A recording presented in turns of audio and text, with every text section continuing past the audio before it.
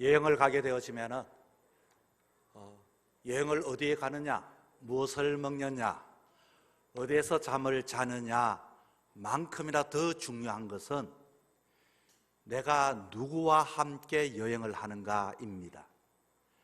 그런 의미에서 오늘 이렇게 잔치를 한다고 하는데, 여러분 이렇게 소식을 듣고 이 자리 잘 오셨습니다.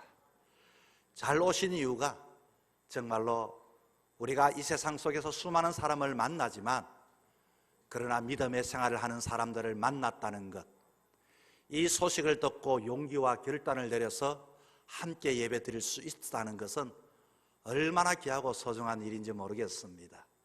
여러분의 가정에, 여러분의 인생에 하나님의 은혜가 충만할 수 있기를 바랍니다. 어디 보니 유모가 나와 있습니다. 어떤 유모인고 하니, 우리가 소식을 많이 듣고 살아가는데 좋은 소식, 나쁜 소식, 열받는 소식, 나쁜 소식, 열받는 소식에 대한 이야기, 유머가 나와 있습니다. 우리 집 아이가 상을 타왔습니다. 여러분 어떤 소식입니까? 기쁜 소식이지요. 그런데 옆집 아이도 상을 받았다 하니까 이건 나쁜 소식이에요. 그런데 알고 봤더니 아이들의 사기를 주기 위해서 전교생들에게 모두 상을 주었다. 이것은 열받는 소식입니다. 남편이 평소에도 아내에게 꽃 선물하지 않는데 어느 날 남편이 밖에 갔다 오더니 꽃을 하나 가지고 왔습니다. 그런데 하나가 아니라 정말로 꽃송이를 가지고 왔는데 얼마나 기쁜 소식인지 모릅니다. 여러분 받아보셨습니까? 그런데 가만히 보니 나쁜 소식이에요. 그 꽃을 가만히 보니까 꽃 종류가 다양한 것이 아니라 전부 다 하얀 국화인 것입니다. 이게 좀 나쁜 것 같아요. 열받는 소식은 알고 봤더니 남편이 꽃을 가지고 오긴 왔지만은 장례식장에 들려서 그 꽃이 있어서 아까워서 그걸 가지고 왔다고 하는 것입니다. 이것은 열받는 소식입니다. 그러나 여러분 오늘 이 자리에 잔치, 생명전도 잔치 오신 것은 기쁜 소식임을 믿으시고 행복한 인생 되기를 바랍니다. 사람이 좋은 소식을 듣고서도 마음이 움직여지지 않을 때가 있어요. 그래서 어디 글을 보니까요, 힘과 용기에 대한 시가 한 편이 있습니다. 데이비드 그리피스라고 하는 사람이 힘과 용기의 차이에 대한 이야기를 했는데 어떤 내용인고 하니 한번 들어보시기 바랍니다. 사람들은 이 세상 속에서 강해지기 위하여 힘이 필요하지만, 그러나 진정 필요한 것은 부드러워지기 위해서는 용기가 필요하다. 자신을 방어하기 위해서는 힘이 필요하지만 방어 자세를 버리고 다른 사람을 받아들이기 위해서는 용기가 필요하다. 이기기 위해서는 힘이 필요하지만 그럼에도 불구하고 져주기 위해서는 용기가 필요하다.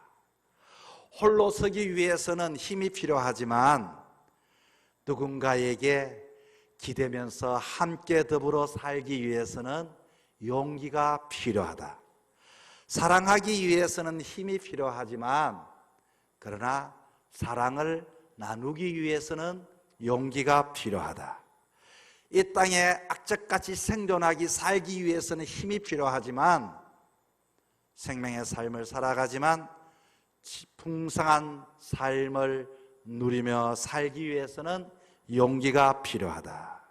여러분 그렇습니다. 인간이라고 하는 인간은 생존을 위하여 힘이 필요합니다만 가치 있는 삶을 살기 위해서는 우리에게 용기가 필요합니다. 용기를 내어서 소식 듣고 오신 여러분의 인생의 삶, 날마다 하나님이 함께 하기를 바랍니다.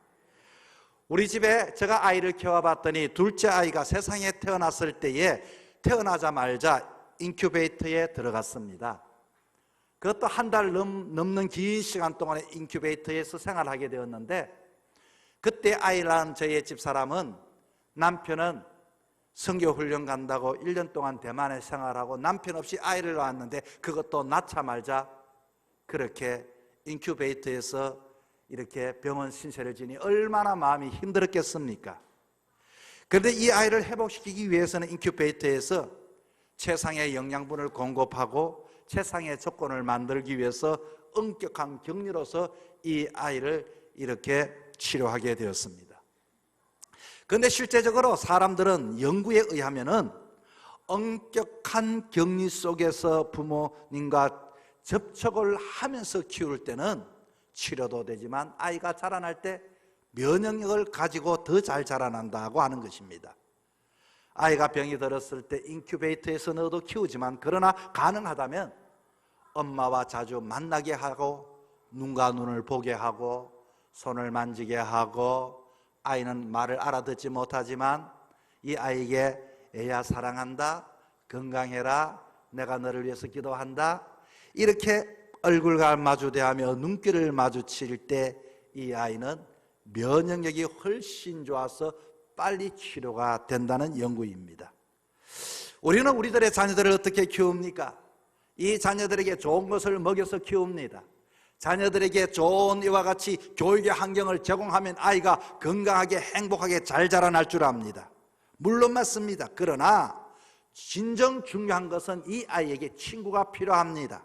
이 아이가 사물과의 관계, 사람과의 관계, 접촉을 통해서 용기를 가지고 넘어지면 또 용기를 내고 이와 같이 자라나는 아이들이 더 훌륭하고 건강하게 잘 자라난다고 하는 이야기인 것입니다. 이제 아이 이야기가 아니라 우리 이야기 한번 해볼까요, 여러분? 어른이 되면 어떨까요? 이 세상에 어른이 되면 모든 것 스스로 잘 한다고 생각하고 잘 사는 것 같지만 오늘 이 시대의 어른들을 보면은 굉장히 고독을 느끼고 굉장히 불안해하고 굉장히 마음의 공허를 느끼며 살아가는 사람들이 많이 있습니다. 어느 시절보다도 정신병에 치료받는 사람이 굉장히 많이 있습니다. 사람 만나는 것을 두려워합니다. 충분히 혼자서 먹고 입고 쓸 돈을 가지면 우리의 남은 여정도 행복하리라고 생각하지만 인간이라고 하는 것은, 인간은 여러분 이와 같이 육적인 것을 채워주고 육적인 것을 만족시켜주고 육적인 것을 내가 가지고 있다고 해서 행복한 인생이 아니더라는 것입니다. 왜냐하면 인간은 두 가지 요소로 만들어졌기 때문입니다. 하나님께서 인간을 만드실 때는 흙으로 만들으시고 그 코에 생기를 불어 생명이 되게 하셨으니 인간의 존재는 육적인 존재도 있지만 인간은 영적인 존재라고 하는 것입니다. 그래서 육적인 존재를 채우면 행복할 줄 알았는데 육적인 존재만으로는 인간이 행복하지를 않는 것입니다. 여러분, 사랑이라는 단어, 자유라고 하는 단어, 가치라고 하는 단어, 믿음, 소망, 영생 보이지 않습니다. 이것은 돈으로 살 수도 없습니다. 지식으로서 얻을 수 있는 게 아닙니다. 보이지는 않지만 이것이 없으면 우리가 이 세상의 삶을 살아가면서 내가 사랑받지 못한다면, 자유를 누리지 못한다면, 믿음이 없다면, 소망이 없다면, 영생을 얻지 못한다면 인간은 아무리 먹고 마시고 채워도 인간은 불안하기 그지없고 인간은 삶의 의미를 찾지 못하여 살아갈 수밖에 없는 존재라고 하는 것은 영적인 존재이기 때문인 것입니다. 여러분, 어떻게 하면 우리가 이 영적인 요소를 채워갈 수 있겠습니까? 오늘 본문은 간단하게 제가 두 가지를 말씀드리겠습니다. 첫째는 우리 인간은 영적인 존재입니다. 물론 육적인 존재이지만 영적인 존재입니다. 여러분, 물건을 구매할 때도 물건이 보면은 이렇게 그냥 사는 것이 아니라 가격도 알아보고 디자인도 보지만 더 중요한 것은 어디서 만들었을까? 이 물건을 만든 곳이 메이드 인 어디냐 하는 것입니다. 그것을 보면서 이거 독일제구나, 미제구나, 일제구나, 프랑스제구나, 요즘은 이거 한국산이구나, 좋지. 쉽게 말하면 어디서 만드는가, 어디 소속이 되었는가. 그런데 요즘엔요, 이것을 속이려고 속인 것은 아닌데 혼란스러운 게 많이 있어요. 저 유럽에 가서 물건을 샀는데 뭐라고 써있는 거 하니 Made in PRC. 여러분, 어느 나라 제품일 것 같습니까? Made in PRC. 이게요, 그 나라를 혐오하는 것이 아니지만 알고 봤더니 Made in China라 그 뜻입니다. 이 말은 인민공화 오브 차이나, 쉽게 말하면 People's Republic of China라는 뜻입니다. 뭐 메이드 인 차이나 그러면 아 중국 세구나 하고 이렇게 우리가 판단할 텐데 PRC라고 했더니 이게 유럽에서 사서니 유럽 건가? 착각이 있다 그 말입니다. 그래서 사람들은 그것을 보면서 늘 꼼꼼히 따집니다. 어디서 왔느냐, 우리가 물건도 어디서 왔느냐를 따집니다. 여러분 어디 김씨입니까? 어디 박씨입니까? 우리들은 때로는 나는 어디에 김씨다, 어디에 박씨다, 육신의 그 출처 어디서 왔는가를 우리는 이야기를 합니다. 나는 어느 김씨의 몇 대 손에 어떤 파가 나는 그 사람이다. 쉽게 말하면 자기 자신의 어떤 자부심을 가지고 그와 같이 내가 어디서 왔다는 것 아닙니까? 인간이 육적인 존재뿐만 아니라 영적인 존재라면 여러분의 영적으로는 어디서 오셨습니까? 여러분은 어디서부터 영이 이와 같이 여러분 영적인 존재의 출처는 어디 있냐 그 말인 것입니다. 많은 사람들은 영적인 존재가 자기가 영적인 어디서부터 왔는지를 알지 못하는 사람들이 많이 있습니다. 그러다 보니까 인생의 삶을 살아가면서 인생이 자기가 주인처럼 살아가는 경우가 많이 있습니다. 내 마음대로 살고 내 마음대로 행복할 것 같고 사람들을 내 마음대로 부리려고 하고 모든 것들이 그렇게 채우고 가지고 육적인 것을 가지고 이와 같이 삶을 살아가면 갈수록 그럼에도 불구하고 근심이 찾아오고 그럼에도 불구하고 불안이 찾아오고 그럼에도 불구하고 뭔가 미래에 대하여 확신하지 아니하고 고독하고 채워지지 않는다고 하는 것은 영적인 존재이기 때문인 것입니다. 그렇다면 이 영적인 존재를 어떻게 여러분 채워나가겠습니까? 여러분 인간이 이 땅의 삶을 살아가면서 최대의 유혹이 뭔고 하니 모두가 내가 스스로 영적인 존재의 신이 되려고 하는 것입니다. 내 인생을 내 마음대로 살려고 하는 것입니다. 심지어 믿음 생활하시는 분들도 내가 모든 인생의 주인인 것처럼 그렇게 시간을 관리하고 인생을 살고 모든 자녀를 키우고 모든 것을 자기 중심으로 살아가는 사람들이 있습니다. 에덴 동산에서 성경에 봤더니 뱀이 찾아왔습니다. 인간을 꼬드깁니다. 말하고 하니 저거 하나님이 먹지 말라고 했느냐? 저거 먹으면 너도 하나님처럼 눈이 밝아져 너도 하나님이 될 수 있어. 에덴 동산에 찾아왔던 그 뱀의 꼬임에 빠졌던 아담과 이브가 그와 같이 뱀의 말을 듣는 그 순간 그들은 에덴 동산에 쫓겨나게 되고 땀을 흘리게 되고 죽음이 찾아오게 되고 이와 같이 고난을 받게 되었습니다. 에덴 동산만에만 있는 것이 아니라 오늘도 이와 같이 우리들의 삶 속에 너가 최고야, 너가 주인이야, 너가 마음대로 인생 살아갈 수 있어, 돈이 최고야, 건강이 최고야, 물론 최고지만 그것만으로 아니라 영적인 이 부분에 대해서도 육적인 것들로 해결하려고 하는 것입니다. 그러므로 우리는 이 영적인 부분 나는 어디서 왔는가를 분명히 아는 자가 되어야 하는 것입니다. 오늘 본문에 봤더니 태초에 하나님이 천지를 창조하셨다. 여러분 천지를 창조하셨다는 것은 인간을 만드셨다는 것입니다. 우리 인간을 이해할 때는 인간은요 시간과 태초라고 하는 것은 시간과 공간이라고 하는 것을 알아야 하는 것입니다. 성경에 봤더니 인간이 연수는 70이요 강건하면 80이라고 말을 합니다. 그러므로 시간을 잘 써야 합니다. 성경은 우리에게 주어진 이 땅의 삶을 살아가되 세월을 아끼라, 때가 악하니라, 술 취하지 말라, 이는 방탕한 것이라, 오직 성령 충만함을 받으라. 쉽게 말하면 시간을 아끼라는 것은 시간을 구원하며 살라고 하는 것입니다. 이 말은 우리에게 준 이 시간 영적인 삶을 위해서만 몸부림치고 살지 말고 영적인 이 부분 너가 어디서 왔는지를 알고 다시 한 번 더 영적인 이 부분을 위하여 시간을 구원하고 그 시간 속에 감사하고 그 시간 속에 예배드리고 그 시간 속에 하나님을 구하며 하나님의 자녀다운 삶을 살라고 이렇게 이야기를 해주고 있는 것입니다. 하나님의 시간과 붙여질 때 우리는 육신으로서는 육신의 삶을 살아가지만 영원한 시간으로 들어가게 되는 것입니다. 영원한 시간을 영생이라고 하지요. 예수 그리스도를 믿는 사람들은 누구든지 이와 같이 멸망하지 아니하고 영적인 이 부분의 영원한 세상 고향인 본향인 천국으로 들어가게 되는 것입니다. 영적인 출처인 하나님을 알고 지혜롭게 시간을 활용함으로 여러분 인생의 삶을 살아갈 수 있기를 축복합니다. 두 번째는 그렇다면 우리는 어떻게 살아가야 할 것인가? 하나님이 천지를 창조하신 거 가만히 보니까요 이 만들었다는 것이 아니겠습니까? 모든 것은 세상에 만들어지지 않는 게 없습니다. 마이크도 만들어지고, 그리고 모든 것들이, 불빛도 이와 같이 사람이 만들어서 갖다 놨습니다. 그렇다면 우리를 누가 만들었을까요? 이와 같이 육적으로는 세상에 이와 같이 육신의 부모를 통하여 왔지만 영적으로 하나님께서 우리를 만드신 것입니다. 그런데 인생에 문제가 없습니까? 기계의 고장이 나지 않습니까? 인생에 문제가 생겼을 때는 어디에 가야 이 인생의 모든 것들이 고침받을 수 있겠습니까? 만드신 분을 찾아가야만이 이와 같이 우리는 고침을 받을 수가 있습니다. 여러분, 인생의 삶을 살아가면서 문제가 없이 살아가는 사람이 있습니까?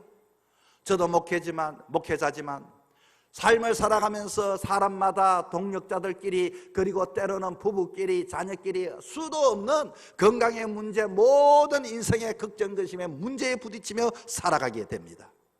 그렇다면 어떻게 살아가야 합니까? 무엇 때문에 문제가 발생했을까요? 오늘 본문의 2절에 봤더니 땅이 혼돈하고 공허하고 흑암이 깊음에 있다고 이렇게 말합니다.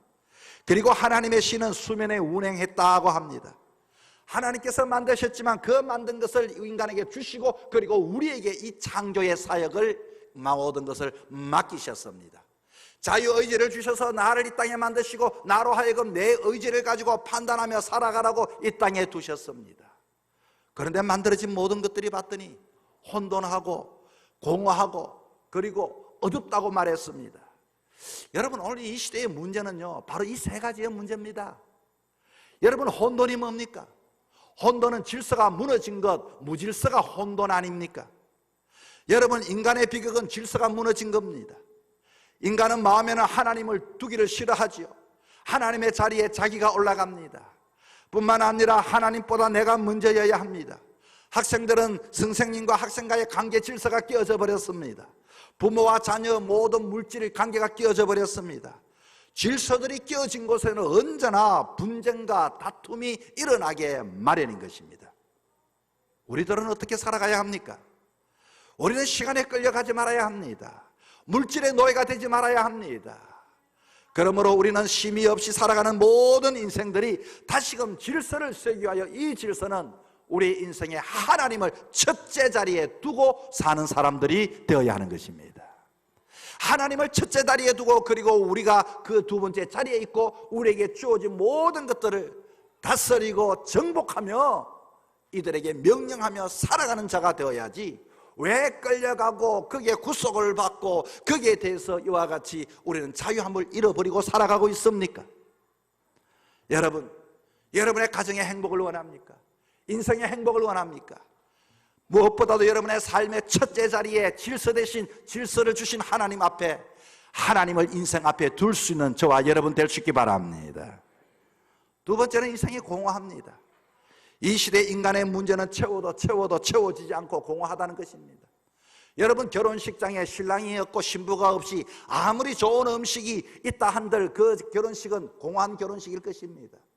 다시 말하면 아무리 좋은 호텔에서 결혼한다 할지라도, 아무리 좋은 한이 들어와 있다 할지라도, 아무리 멋진 음식을 먹는다 할지라도, 거기에 간 이와 같이 하객들이 수천 명이 모였다 할지라도 신랑 없는 결혼식, 있어야 할 것이 없는 것이 공허한 것입니다. 우리 인생의 영적인 이 부분, 예수 그리스도의 생명이 없는 자에게는 육신의 것이 아무리 채워져도 공허한 인생밖에 되어질 수밖에 없는 것입니다. 예수님을, 여러분의 삶에 생명 되신 주님을 모심을 통하여 생명 있는, 영 있는 삶을 살아갈 수 있기를 바랍니다. 세 번째는 흑암이 무엇입니까? 어두움입니다. 인간의 눈이 아무리 밝아도, 지식이 아무리 높아도, 경험이 아무리 많아도, 인간이 아무리 벼룩밖에 더 질 수 없는 것처럼 이 세상의 인간들의 어두움 속에는 무엇이 필요합니까? 빛이 필요한 것입니다. 내가 똑똑한 것이 필요하지 않습니다. 우리는 성령께서 우리는 이와 같이 보는 것 같지만 보지 못하고, 정확한 것 같지만 오해하는 우리 인생에게 이와 같이 성령님께서 임재하셔서 날마다 깨우쳐 주시고 가르쳐 주시고 인도하시고 우리의 인생길을 비춰줘야만이 영적인 그 세계를 향하여 나아갈 수 있게 되는 것입니다. 하나님은 우리를 떠나지 않습니다. 날마다 주님께서는 성령의 빛을 비춰주시길 원합니다. 누구든지 마음의 문을 열기만 한다면 어둠에 있는 우리 마음에 성령을 비춰주셔서 무엇이 잘못되었는지, 어느 길로 가야 할 것인지, 어떻게 살아가야 할 것인지 여러분 성령의 인도함을 받을 수 있기를 바랍니다. 그런데 오늘 본문에 봤더니 3절에 하나님이 이르시되 빛이 있으라 하심이 빛이 있었더라. 여러분 이 빛은 성경은 예수 그리스도라고 말합니다. 여러분 10년 전에 칠레의 구리 강산이 무너졌습니다. 거기에서 영화가 만들어졌죠. 33이라고. 이 33명의 강부들이 갇혔는데 며칠 동안 갇혔는가 하니 69일 동안 그 어둠 속에 갇혀 있었습니다. 33명의 전원이 이제는 죽음으로부터 모두가 이제는 다 어두움이 있어서 절망하게 되었습니다. 그런데 69일 만에 33명이 모두가 구조를 받았습니다. 그런데 구조를 받고 난 이후에 거기에 살았었던 사람이 그 안에서 시를 쓰면서 그 시가 신문에 나왔습니다. 한번 들어보시기 바랍니다. 고립이 장기화되어질 때 절망과 슬픔은 더 가득하였다. 어두움이 가득하였고 빛은 더 이상 보이지 않는다. 옆에 살아있는 생명들을 느낄 수는 있지만 저들도 언젠가는 한 사람 한 사람 소리들이 줄어든다. 많은 날이 흘렀지만 그 무엇도 알 수가 없고 이것 어두운 땅속에서 나에게는 눈물이 흐르는 것만 느껴질 뿐이다. 동료들이여, 단결하지 않으면, 우리가 기도하지 않으면 희망이 없다. 기도하고 기도하고 기도하자. 하나님만이 할 수 있다. 그리고 나서 굴착기 드릴이 빨리 와닿을 수 있도록 하나님께 기도하자. 그리고 얼마 지나지 아니하여 굴착기 소리가 들려왔고, 그리고 땅속에 한 줄기의 빛이 들어오기 시작하였다. 그 빛을 보고서야 살았구나 하는 마음이 들었다. 여러분, 예수님은 이 땅에 빛으로 오셨습니다. 마음의 문을 열고 혹이라도 마음이 상한 자가 있고 두려운 자가 있고 공허한 자가 있고 어두움에 혼란스러운 자가 있고 갈등한 자가 있으면 정말로 성령님께서 드릴이 되어 여러분의 마음을 두드려서 마음의 문을 열려줘서 그곳에 예수 그리스도의 빛이 임하기를 바랍니다. 모두가 살아있지만 어둠 속에 살아있는 것은 소망이 없습니다. 예수님이 우리의 빛이십니다. 이 시간 여러분 예수 그리스도를 마음의 문을 열고서 받아들임으로 생명력 있는 여정의 삶, 육신으로도 건강하시고 이제는 영적으로 나는 하나님이 만드셨다. 우리가 죽으면 끝이 아니라 천국과 지옥을 가게 될 터이오니 하나님의 자녀가 되어 나는 고향으로 돌아가리라. 예수 그리스도를 통하여 천국을 소망하며 살아갈 수 있는 복된 생명 되기를 주의 이름으로 부탁을 드립니다.